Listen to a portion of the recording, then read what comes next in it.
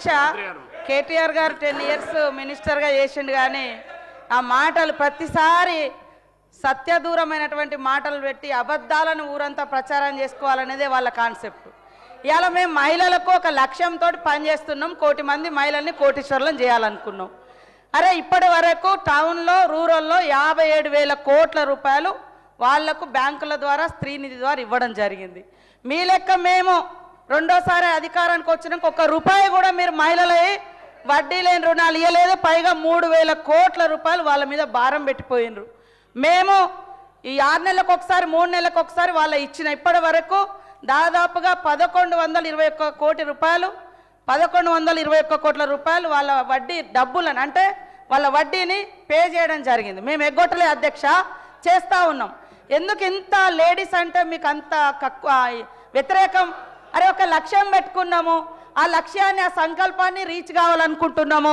మేము ఇవాళ మీరు మూతేసినటువంటి శిల్పారామం దగ్గర 106 షాప్స్ మహిళలకు వివిధ గ్రామాల నుంచి ఉత్పత్తి చేసినటువంటి వాళ్ళకు మార్కెట్ సౌకర్యం కల్పించినాం. మీరు ఫ్రీ బస్సు పెడితే కూడా దాని మీద అనేక రకాల సెటైర్లు, తప్పుడు ప్రచారాలు, తప్పుడు వీడియోలను చిత్రీకరించడం, ఇవన్నీ కూడా అది మీ వంతు. ఇది తప్పు, ఇది సరైంది కాదు. తరతరాల అణిచివేత నుంచి ఆత్మగౌరవంతో, అస్తిత్వంతో, ఆత్మవిశ్వాసంతో ముందుకొస్తున్నటువంటి ఆడవాళ్ళ వెంట సపోర్టుగా ఉండండి, సహకరించండి. అది నిర్ణయాధికారంలో కావచ్చు, కుటుంబ అధికారంలో కావచ్చు, రాజకీయ అధికారంలో కావచ్చు. నేను చెప్తాను అధ్యక్ష, ఒక ఉదాహరణ. మొన్న మా దగ్గర మేడారం అయింది. మేము వాళ్ళకు 6 కోట్ల రూపాయలతోటి 565 మందికి షాప్స్ పెట్టించినాం. మొత్తం వాళ్ళు with in few days, just 10 days నుంచి 15 డేస్లో 3,33 లక్షల రూపాయలు అదనంగా వాళ్ళు సంపాదించుకోవడం జరిగింది. టోటల్ వాళ్ళ ఇన్కమ్ ఎంత అంటే మేము 6 కోట్లు పెడితే 9,33 లక్షల రూపాయలు వాళ్ళకి ఇన్కమ్ వచ్చింది అధ్యక్ష. ఒక అక్క రోడ్డు మీద మేడారం పోయే వాళ్ళకు ఒక 50,000 ఇస్తే ఆమె టీ కొట్టు పెట్టుకుంది. ఆమె రోజుకు 5,000 సంపాదిస్తుంది.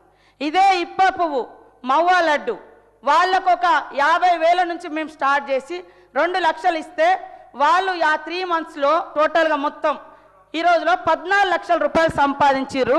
ఫ్యూ డేస్లో 1 వీక్ 15 డేస్లో 5 లక్షల రూపాయలు సంపాదించారు అధ్యక్ష. ఇదొక మారుమూల అటవీ ప్రాంతాల నుంచి వచ్చి జరుగుతున్నటువంటి వ్యవస్థ. దాన్ని బట్టి మేము వాళ్ళందరికీ ఒక నమ్మకం ఇస్తున్నాం. మీరు ఇట్లా చేసుకోండి, ఈ రకంగా బ్యాంక్ లింకేజ్ ఇస్తాం, దాంట్లో ఇంతవరకు మాఫీ చేస్తున్నాం. ఇది తప్ప అధ్యక్ష? ప్రతిసారి ఎగతాళి మాటలు, బస్సు పెడితే ఎగతాళి, వడ్డీ అంటే వడ్డీ లేని రుణాలంటే ఎగబోతా. మీరేం చేశారు మరి 10 ఏళ్ళు?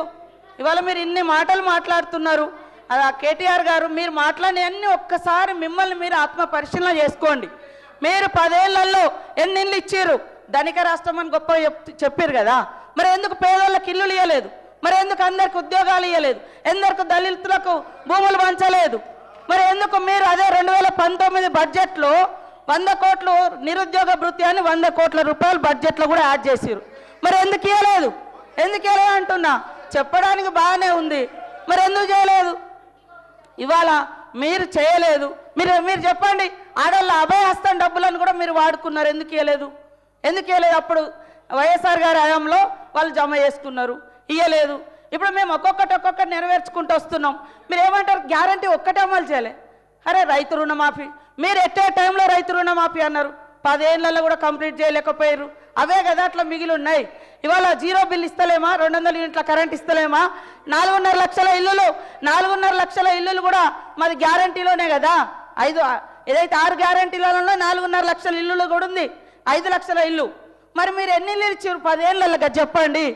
ఇవాళ మీరు ఇవ్వకుండా మీరు ఎంతసేపు బదనం ఇది బంద్ చేయడు. ముఖ్యంగా ఆడళ్ళ పట్ల, అది మీ కుటుంబ సభ్యులైనా బయట మాలాంటి అక్క చెల్లెలైనా ఎదగనివ్వండి అని మేము మాట్లాడు. ఆడళ్ళ మీద నిష్ఠూరాలు ఎందుకు? ఆడళ్ళ బస్సుల మీద నిష్ఠూరాలు ఎందుకు? ఆడళ్ళ వడ్డీ లేని రుణాల మీద నిష్ఠూరాలు ఎందుకు? కాబట్టి ఈరోజు మీరు చేసినటువంటి అప్పుల కుప్ప మూలంగానే ఈరోజు ఈ ప్రభుత్వం అనుకున్న నిర్ణయాలను ఇంకా కంప్లీట్ చేయలేకపోయినాం. మీరు అంతా ధనిక రాష్ట్రం అన్నప్పుడు మీరు ఇచ్చిన హామీలన్నీ ఎందుకు అమలు చేయలేకపోయారో గదానికి ముందు చెప్పండి.